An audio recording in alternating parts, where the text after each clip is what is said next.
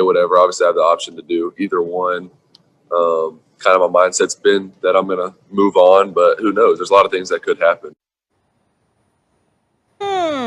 So Trevor Lawrence was definitely leaving college. Now he could possibly stay. He saw the Jets record and was like, it's all changing. RC here with us. Ryan, good to see you entertaining us on Get Up All Morning with Dominique. Stephen A., let's put it this way. If the Jets do get that #1 pick, you're Trevor Lawrence. What are you going to do? I'm staying in school. Or I'm going to blackmail him and pull an Eli Manning and say, I'm going anywhere but coming to you. And I take no pleasure in saying this. One of my best friends in the world, my brother Jeff Brown, who y'all all know in Cali, is a diehard Jets fan. And what he has subjected my godchildren to is just cruel and unusual punishment. Did you just say some of my best friends are Jets fans? No. One of my one of my best friends, meaning Jeff Brown. And he subjected my godchildren to this atrocity of being a Jets fan. The New York Jets are an atrocity. They are an abomination right now. They haven't won a Super Bowl since 1969. They've been to a few AFC championship games when Bill Parcells was there and ultimately when Rex Ryan is there. They've had one winning season since 2010. One winning season since 2010. That's when Rex Ryan was coaching them. Obviously, that one winning season was when Todd Bowles was coaching them in 2015. I'm appalled that Todd Bowles is gone in favor of Adam Gase, who showed up to his introductory press conference. Ha! That's right, I said it. Ha! He looked high, at least from appearances perspective. Looked completely spaced out. Zooted. They've got the worst offense in football, worst in points scored, worst in yards accumulated, worst passing attack. You got a 23-year-old quarterback completing 58% of his passes that is regressing before our eyes, clearly because of the environment around him. And oh, by the way, your leading rusher, who's averaging 3.7 yards a carry, is 37-year-old Frank Gore. This is the New York Jets that we're talking about here. And Trevor Lawrence, who's chilling at Clemson, who has a career 31-1 record as a starter. The only game he's ever lost in his career was a national championship game to LSU. This brother just put up 73 points on Georgia Tech, even while waving his hair, getting ready to steal hair commercials from Troy Polamalu and others because he's waving his hair around. He's throwing touchdowns all over the place. His hair one more time. Doing all of this, right? This is Trevor Lawrence, okay? And that dude playing for my brother Dabo, sweetie, he's supposed to want to come to the New York Jets? Hell no. He don't have to be a Manning to pull it off. Be just like Eli Manning, okay? You know what? You sit up there and say, hell no, I'm not coming to the New York Jets. And if that is the specter of my future, I would rather stay right here in college and wait another year and risk the potential of injury before I go play for that moribund, pathetic franchise right now. They are a disgrace because Adam Gase is a disgrace. I'm not knocking Douglas because I think he's got potential. Get rid of Adam Gase. He should have never had the job. He should be gone. He's not inspirational. He's not thorough. Tell us how you really feel. Get rid of him. Well, get rid of him. You're leaving one thing out that they're leading the league in, okay? What's that? Losses accumulated.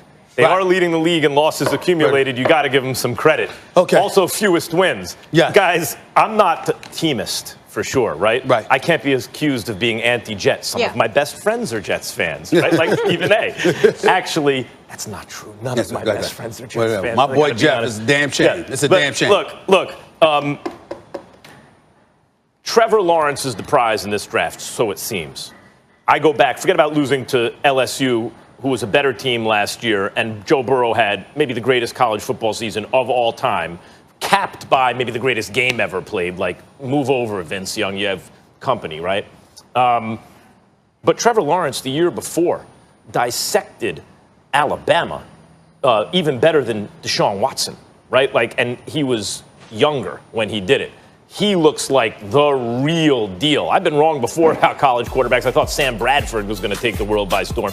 But damn, what any team that needs a quarterback wouldn't do for Trevor Lawrence. I'll say this. If the Jets wind up with the first pick in the draft, if I were Trevor Lawrence, even though it's not a good situation, I'd probably still enter the draft because the amount of money that you risk by staying in college in a full contact sport, even with the rules that favor their quarterback, to be honest, I think most people will be like, I can't pass that up. I'm one of those people. I'll say this, Ryan, I hope the Giants fire Gettleman before this upcoming draft, because if the Giants are in position to draft him, I don't want to hear, well, Daniel Jones is our quarterback. You know, like that dude, Daniel Jones, may turn out to be a pretty good NFL quarterback eventually if he had a line and a running back and receivers and a coach and the whole thing.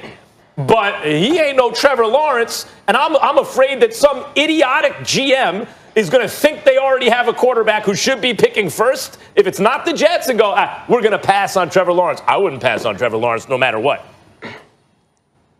Yeah, so here's my, this is layered to me. It's kind of like when Donkey was talking to Shrek, and he called Shrek an onion, but he said, no, let's go with a parfait because the parfait is better. This thing has layers. First layer is this.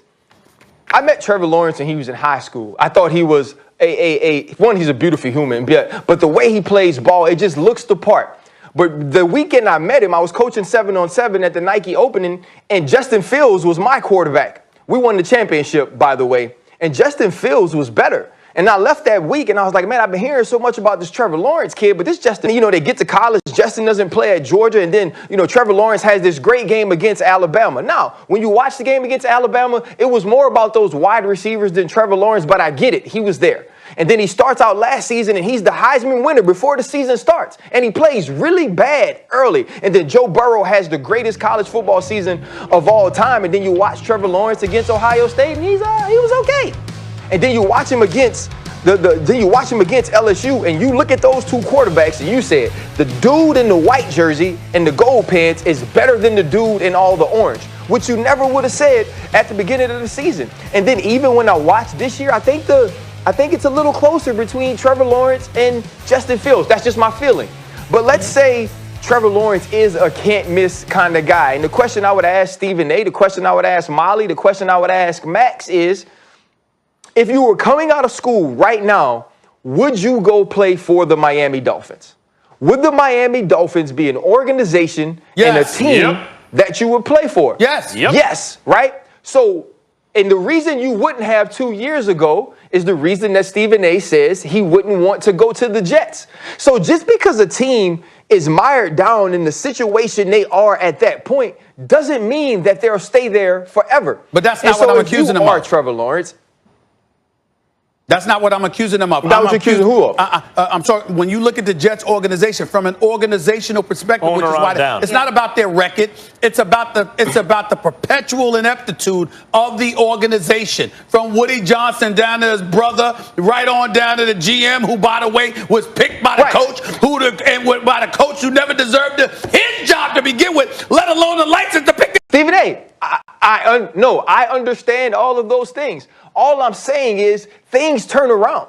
Most of these great quarterbacks that get picked, sometimes you don't go to the best organization or to the best situation. I'll change my mind when they fire Gates. Sometimes you just got to figure it out. Ryan, I'll change my mind when they fire Gates. So sometimes you just got to figure it out.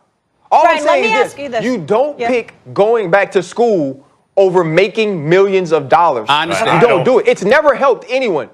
No one's ever ended up in a better situation. Peyton Manning went back, situation was the same. Didn't win the Heisman. Charles Woodson did. He didn't win a national championship neither. Andrew Luck, same deal. Or you can be like Matt Leinart, go back to school. You have this great USC team. You don't win the Heisman. You don't win the national championship. And you drop 9 spots in the draft. It doesn't always work out. Let alone if you get hurt. But what stays is this. Exactly. That guaranteed money stays. One thing I just want to throw out there, the Jets do have draft picks. They do have cap space. Would you argue, Ryan, that it'd actually be a worse situation to go to the Giants?